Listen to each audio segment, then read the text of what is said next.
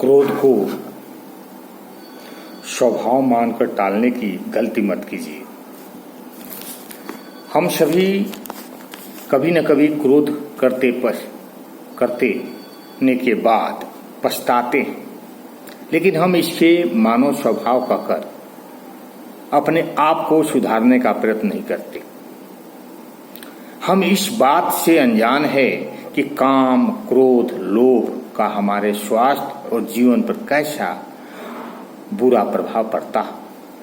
हम सभी अपने व्यवहार में शिष्टता, दूसरों के प्रति दया, सम्मान और सहानुभूति जैसे गुणों को दर्शाने का प्रयत्न करते हैं। कोई भी व्यक्ति क्रोध के प्रभाव में आकर सभ्यता और अच्छे व्यवहार की गरिमा को खोना नहीं चाहता। फिर भी तीव्र भावनाओं के आवेग में अक्सर क्रोध का शिकार हो जाते हैं और उसी के हिसाब से प्रतिक्रिया करते हैं। क्रोध हमारे ऊपर नकारात्मक छाप छोड़ देता है, जिसका बाद में पछतावा होता है। वैदिक शास्त्रों में क्रोध, ईर्ष्या, लालच, काम जैसी कई मानवीय दुर्बलता को मानस रोग के रूप में बताया गया। जब तक हम माया के संसार में है, तब तक ये दोष हम सभी को पीड़ित करते रहेंगे। लेकिन असली चुनौती तो इन दोषों के बारे में हमारा सीमित ज्ञान है। एक उदाहरण है, जंगल में एक ऋषि अपनी कुटिया के अंदर ध्यान में मग्न थे।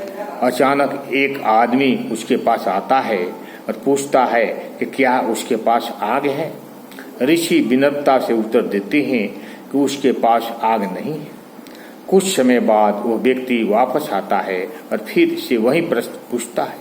इस बार ऋषि थोड़ा परेशान होकर कहते हैं कि उसके पास अब भी आग नहीं है।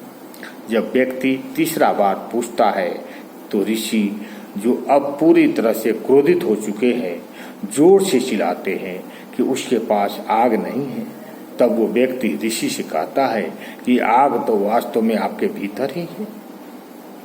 ये कहानी दर्शाती है कि क्रोध एक बीमारी है और ये बीमारी हमारे भीतर अव्यक्त रूप में रहती है। हमारे आसपास पर्याप्त ऐसे संभावित कारण होते हैं जो इसे प्रज्वलित कर सकते हैं। हम क्रोध और लालच के अनुभवों को आसानी से स्वीकार करते हैं, लेकिन उन्हें रोगग्रस्त स्थिति में के रूप में पहचानने में विफल रहते हैं। हम उसे मानव स्वभाव या प्राकृतिक प्रवृत्ति के रूप में जानते हैं। यह अज्ञानता समस्या का हल करने में बाधा है। समझना होगा कि क्रोध एक बीमारी है। हम सभी शारीरिक कष्टों और उसके विपरिणामों से परिचित हैं। हम अच्छी तरह जानते हैं कि एक शारीरिक बीमारी हमारे पूरे दिन को बर्बाद कर सकती है। लोगों से कहते हुए सुना गया होगा कि उन्हें पीठ दर्द या सर दर्द हो रहा था, इसलिए वह दिन भर कुछ नहीं कर पाए। क्रोध और लालच की तरह वासना, ईर्ष्या, भ्रम आदि जैसे कई और मानसिक कष्ट है जिससे हम पीड़ित है। इन सभी दुखों की जननी कामना है। इस तरह क्रोध, लोभ और कामना का आपस में गूढ़ संबंध है। ओम शांति, ओम शांति। अगर आपको अच्छा लगे तो लाइक और सब्सक्राइब करें।